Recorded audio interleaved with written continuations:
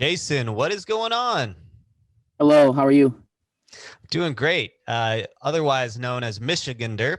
Thanks so much for joining us. I didn't tell you, but I'm actually a fan of your music. I have some friends who are fans of your music. I know you came through Los Angeles not too long ago and played a show called School Night, which is one of my Yeah. favorite, free Monday night shows in Los Angeles. They usually got some great acts there. So when was that? Was that last year? That was my first time ever in California, I think. And I think we flew in and played the same day. I think that was a year ago, like first week of September. So like just over a year ago. Yeah. Oh, okay. Wow. Yeah, Yeah. yeah. I have some friends who work there, and I remember them getting real stoked that you were coming by to play. So, Oh, that's really cool to so, hear. so small world, but thanks for joining us. I'm looking forward to hearing a little bit about your story, getting in music. So why don't you take us back and how'd you get into music? I think when I was younger, I like found my dad's guitar like in the top shelf of a closet in my parents' room, and I was always like, "That's pretty cool. I would love to figure out how to use that thing." And so that's kind of where that's kind of how I started. And then I like played in church growing up, and there was always like older guys that played acoustic guitar, and I was like, how do you play this chord and all this stuff? And so yeah, I mean, I was doing that at like 11, uh and now I'm 28, which is weird to say, but yeah, it was just kind of a natural introduction, as I feel like a lot of people's introduction to playing music is just finding their parents' guitar or somebody's guitar and trying to figure it out. And it all Yeah. kind of started from there. So that was like fifth grade, and then you're asking people at church. You said to like show you chords. You're finding like older, Yeah. more There was like, experienced people. yes, and it was always just like, how do I get better than that guy? And then that was like my mindset for so long. It's just like, how do I get as good as that guy now? And so and there was like these old guys that played in like my hometown every like Wednesday night at the coffee shop, and I would go every week, and then eventually they would let me like sit in with them and play. And uh, it all started with the guitar, though. Really, I think that was when I really had like a good connection to music. Here's a question. I remember someone asking this question to John Mayer once. Do you consider yourself a guitar player, or would you call yourself, if you had to choose one label, are you a guitarist or are you a songwriter? It's a great question, Yeah. and I think I would say I'm a songwriter first. I wish I was a guitarist, and I Right. wish, Right. I'm okay at guitar, but that's my instrument, Right. definitely. But I'm definitely a songwriter. That's a good question. Yeah, I think it's probably an easier question for John Mayer to answer, being one of the best living guitarists, right? He's like, Yeah, yeah, I'm probably a guitarist. he's a fantastic songwriter. What did he say? Guitarist? Yeah, he said Uh, guitarist. Yeah, yeah, he is. Yeah, he's very but good. I guess he's both. But so you're playing guitar, you're picking up some tricks from your elders, your real elders, and then probably some people who are just a little bit older than you, and they start letting you sit in at some of these coffee shop shows. Was that like your intro to kind of live music performance at some of these coffee house shows that you were helping out with? I mean, sort of. I think I had like little bands here and there throughout high school and like maybe even late middle school. And we were just playing like wherever we could. I think one of Mhm. my first gigs ever was like in the back room of a pizza shop for like 11 people that were eating dinner, and it was very odd. Um, and so like those kind of things. And for so long were like just the only gigs. And then like out of that, like after high school, or in high school, like senior year, I started like doing like these 3 hour cover sets at the bar Wow. in the college town next door, and I would just be like, I'm going to hang out with friends, and really I was going just to play and make like a couple $100 every Yeah, weekend, and that was like my job. that's Um, awesome. yeah, it was very cool, and like I really like figured out how to play a show and like figure out even though I was just background noise for like so long. I mean, sometimes we still are. But I think like that was very formative for me, was just playing these covers and like working in my own original music as well. Yeah, that's a lot of material, like 2 hours worth of covers. Was Yeah. did it take you a while to build up that set, or were you finding, or did you have any tricks to memorizing all this music? Yeah, all the other. I think the one thing that was different about me playing those bar sets is I didn't really know any like hit songs, so I was Mhm. playing like songs by like I was playing like deep tracks from like Noel Gallagher solo albums, Nice. and like just random like friend songs. So With they wouldn't know if you got it wrong. right, yeah. That's So what there you're was, saying. and then I had to have a few of like the hits just for them to have it, and Right. I took it way too seriously back then. But yeah, it took a while to because I had to plan it out because it was like three 45-minute sets, and each one was like you have to say like 10 songs, 10 to 15 songs in each one. But I didn't know any more songs than what I had. That was the thing. But you could recycle the ones you play at the beginning, at the end. Once you could see like, oh, that table left. They were over here when I. Right. Totally. Yeah. I know that trick.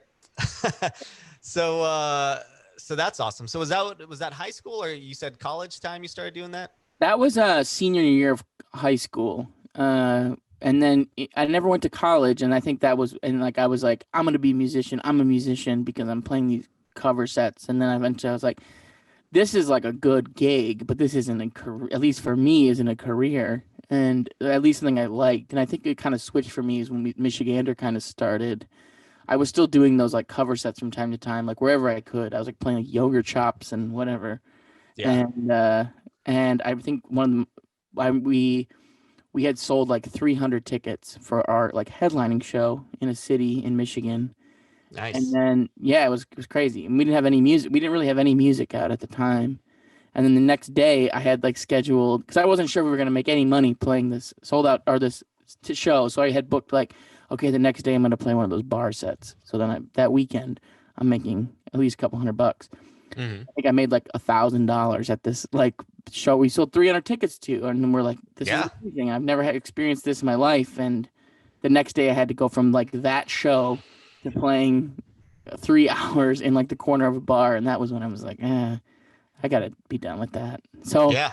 it was like that was the last time I ever did it, and yeah, it's shifted from that even more. Yeah. I mean, I could see how that would happen, but w- how's a band, or an artist like yourself who doesn't have any music out, sell out a show? Was that just good networking? Was that really supportive friends, or who goes to see an artist that they've never heard? I think it was mostly friends and friends of friends. We were playing all these house shows for years in this city called Grand Rapids, and Mm-hmm.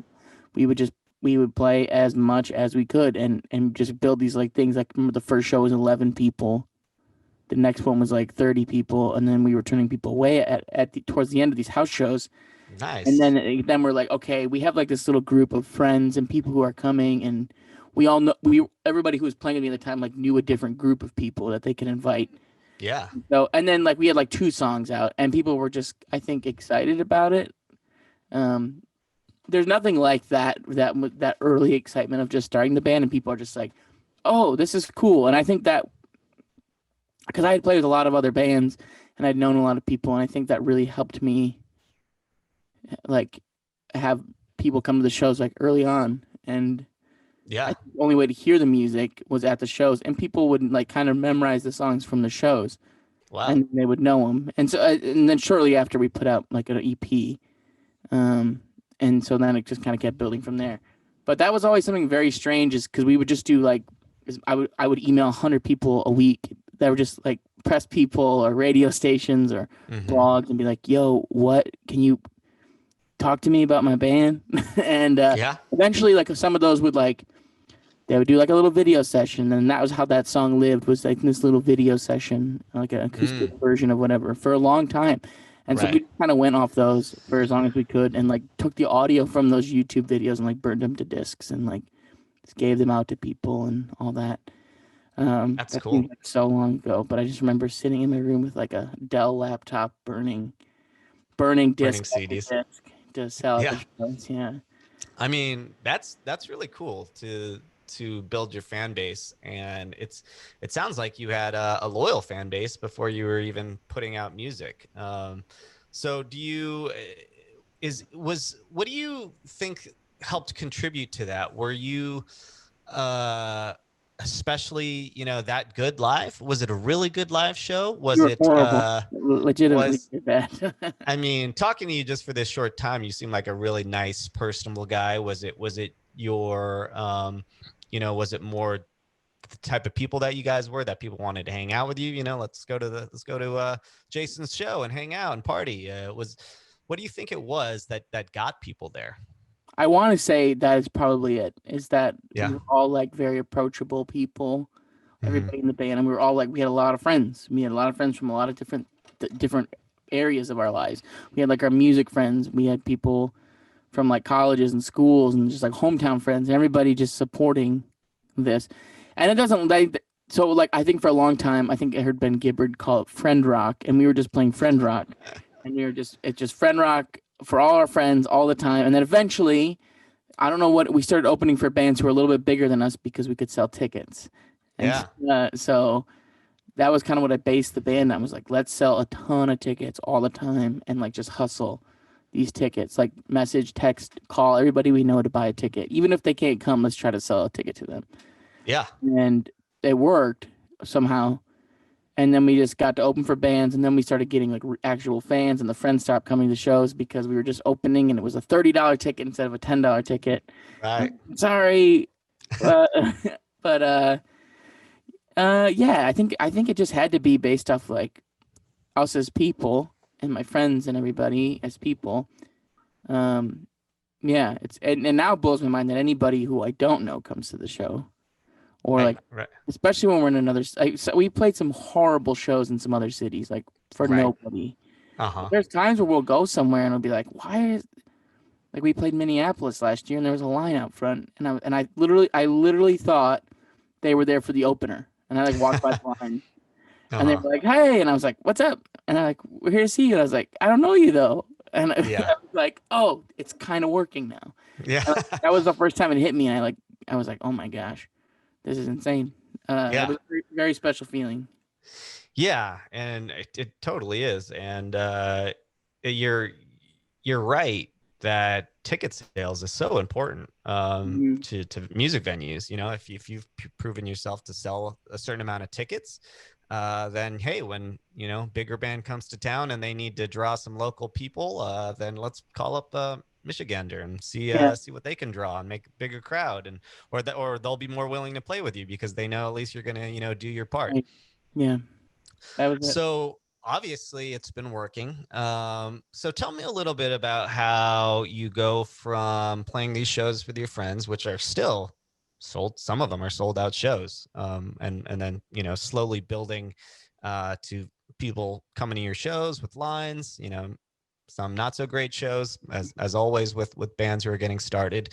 But tell me a little bit how you went from there to, being mentioned by NPR and Paste and NME and Spin and now having 12 million streams globally. Tell us a little bit about how you transitioned from one to the other.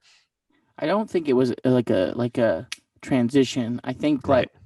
like some of those things you mentioned, like NPR, like that was before I had a label or anybody. That was me just tweeting and emailing people to try to get Nice. somebody at NPR. And so there was no publicist with that. That was just me being like a fan of a certain NPR program and emailing them and tweeting that host and them being like, "Oh, this song is something we like. Let's play it." And then it kind of built a Yeah. relationship.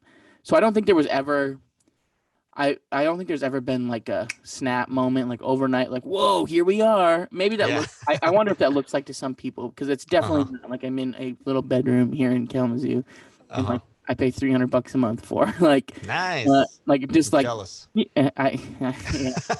But it's just like, it's not something, I think people a lot over like glamorize like tour and stuff. And I was just thinking about how people do that, and I do that a lot too. I remember when I was younger, I would meet a band and be like, "You guys are so famous," and I'd be like, "They were playing like less people than I am, and I am like I'm just a normal dude." And I Mhm. think I don't think there was ever just like a moment where I was like, oh, here it is. There are moments where I'm like, oh my God, how am I standing here next to Win Butler or something like that? Hmm. It's watching the Strokes at like Lollapalooza. Like that was Yeah. the craziest thing in my whole life. I'll never forget it. I cried. It was amazing. I couldn't say a word to him. I was too scared. Uh-huh. But just like those things are like the things that I measure. But like the 12 million streams, like that's amazing. I actually didn't know that. But like those kind of things are just they've taken a long time. And so I don't know if like anything specifically. I've gotten really lucky and had a lot of really good people around me. I don't know if it's anything that I've done specifically that's gotten me where I am, different than anybody else. I just think I'm very blessed and fortunate to have good people around me that can help make that stuff happen. Yeah. Yeah. Yeah, you're so right though. I think people I think especially when you're younger, if you hear a band and you like the band, and you listen to that band or artist, it doesn't matter necessarily how big they are. It's like it's how big they are in your mind, you know. So Right. when you Yeah. see them, you know, it's meeting your heroes. Mm. And and you know, a lot of times those indie artists, it just feels that much more personal. Mm. But yeah, I know exactly what you're talking about with you know, fans thinking, hey, Michigander's so famous and I just met him and he was so nice. And It's very funny to me. Yeah. yeah, the so tell us a little bit about your newest single and your upcoming EP. Yeah. So the last single that came out was I think it was I don't remember when it came out, like 2 months ago. I think October. What is it? Mhm. November? Yeah, I don't know. Two Yeah, months. it's November now. Yeah. September or something. And it's called Let Down. We were hoping to put out an EP this year, but with COVID and everything, we decided to wait and just keep working on it and make it a lot better. So the single Let Down was like one of the first songs I wrote for the new EP. Mm-hmm. And yeah, I'm thrilled with how it turned out, and it's just been like going well. And I guess of yesterday it was like number 18 on some chart, and that's pretty cool for me. I never really Yeah. experienced much of that, and Uh-huh. um, that's just all credited to like the team to doing that. I did nothing except make the song, and but it's I love the song. I'm excited about it. Uh, I hope people like it. Yeah. Glad it's finally out there. Yeah, it's you know, it's I was listening to it before and it's great. It's so funny to hear that you call your or you were initially people were calling your rock friend rock. I've never heard that, but Yeah. but yeah, you make friendly sounding, you know, just kind of bright music and it's nice to listen to. And it was the AAA chart, I believe, that it Oh, was cool. placed on at number 21, and you got some great Spotify placements on the new alt and Fresh Finds and Yeah. Rockin' Vibes. So that's always monumental for an artist to get those Spotify editorial playlists. So congrats. Thank you. Thank you. So the EP should be due out maybe March then, around then. Yeah, I think that's what we're aiming for. It's final mixing this week, uh, and so as long as the world is in a place that will be accepting of some new music from a small artist like me, I think we're gonna run with March. Yeah. Uh, and so I'm very excited.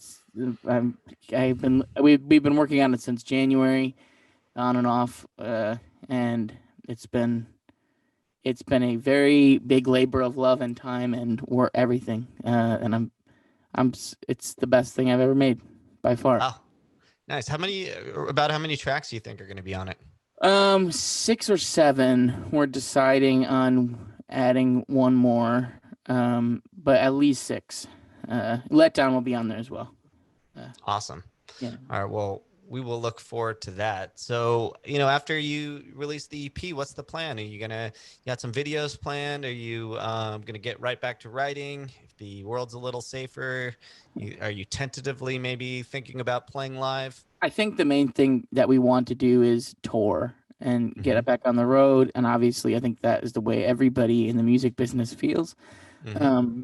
Um, and so I think we're hoping by the summer, we already have some stuff, some festivals planned out for next year.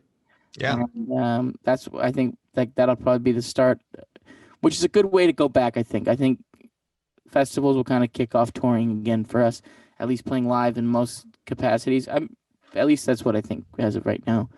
But yeah, I don't know exactly what's planned because it's kind of hard to plan. But I'm excited just to get it out there. Yeah. Totally.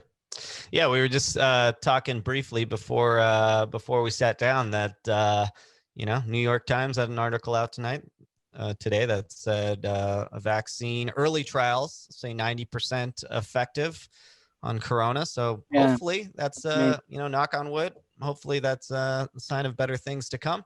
Yeah, I'm really optimistic always, but even more so now.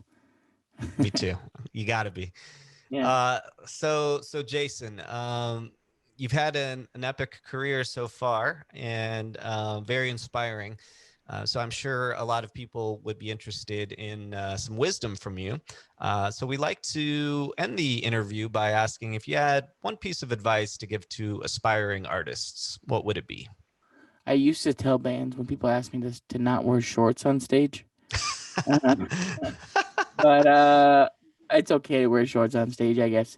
That's a good question. Well, why don't you give us the rationale for that first, and then maybe something I just think, yeah, I think shorts are fine, but I just think when people are wearing shorts on stage, they look like little kids.